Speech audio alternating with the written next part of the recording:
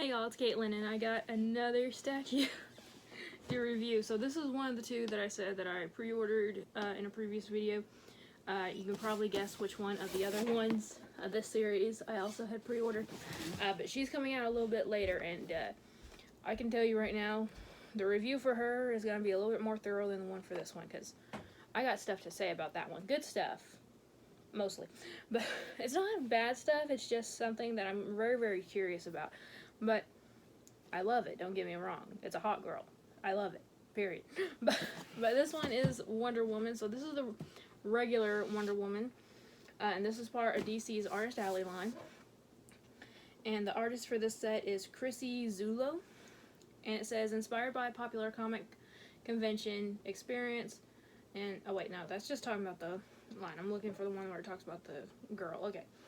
Chrissy Zullo was discovered via DC Comics talent search a decade ago. Since then, Chrissy has worked in all facets of the industry, doing work on interiors, covers, and variants for multiple titles and publishers, created from dreamlike fairy tale aesthetic. I love that. Her artwork is modern in both origin. She uses both analog and digital tools in her work and subject matter. Video games, films by Maliski? What's Maliski? Never heard of it. Disney, Star Wars. While she worked covers many subjects. While her work covers many subjects, an aura of joy and positivity emerges from each piece she creates. I love that, and I'm sorry, but you all know I'm not the best at reading. But anyway, so this is her Wonder Woman statue. She made 4. She made Wonder Woman, Hot Girl, Supergirl, and Batgirl. Now, there are variants already. There's black and white variants that are also commons that you can see here on the back of the box. And there's also Joker variants where it's each one of these statues, but they're in Joker colors. I believe those are all exclusive to GameStop. I could be wrong on that part, but I think so. And there's another Wonder Woman one. This is the regular one, but there's another one that's exclusive to DC Universe, the subscribers to it. If I had known about that, they just released it a few days ago. But if I had known that they were making one for the subscribers of that, I probably would have waited and got the other one. I actually like the regular one better, but I kind of like having the exclusivity of the recolor. But anyway, so this one has a window that folds open. So if you wanted to, you could just keep her exactly like that. You got the artwork here that Chrissy Zullo made based on the statue was based on. But we're taking it out. So let's get the X-Acto knife out.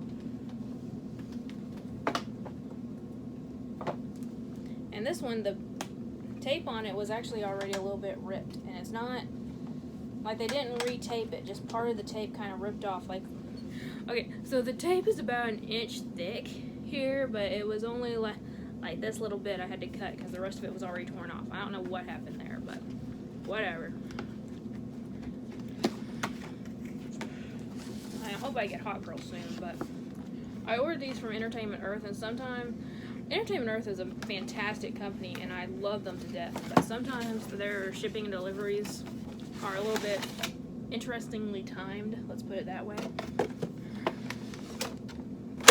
Oh, by the way, if you guys have never had to call the customer service department at Entertainment Earth, that's one company where you don't have to, why am I putting it back? I have to put the plastic back.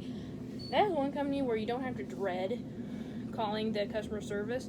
Not only are the people super, super nice, always polite, always helpful, they get to the point, they do the work quickly, and you're on your way. But also their hold music is like old theme songs.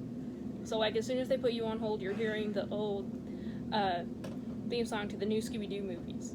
And then after that is this Adam West Batman show. So it's also, it's just really fun. Like you almost don't want them to pick up your call because you want to keep listening to the music. But anyway, so she has a band around her, so let's cut that off. Does everything else? No, nothing else has a band on it, so But I just love Entertainment Earth as a company. I truly, truly do. Yeah, let me get that. Okay, so let's get Diana out first. And look at her. So she does not come off of her base at all. But dang, does she look awesome. Her look here is a little bit combined of classic Wonder Woman and movie Wonder Woman, because you can definitely see some movie aspects with the colors itself from the Gal Gadot, and also the look of the shield on her back is more reminiscent of Gal Gadot's Wonder Woman. But there's also, she's definitely not Gal Gadot. She has blue eyes, and the outfit is pretty different. You can see the style of it, so it's not supposed to be Gal Gadot, but you can tell that there's a lot of inspiration there. So right away I noticed a paint. Obviously I need to get the gum out of my mouth. Okay, so I can talk. It's bad enough for me to talk anyway, but with gum in my mouth it's really bad. But there's a paint flaw on her bracelet right there. I don't know if you guys can pick it up or not, but the etchings in her bracelet have black detailing in them, and here it looks like some of it kind of missed and it got smeared on the silver part of her cuff. Other than that, I don't see any paint flaws whatsoever. You know, it's meant to look a little bit cartoony.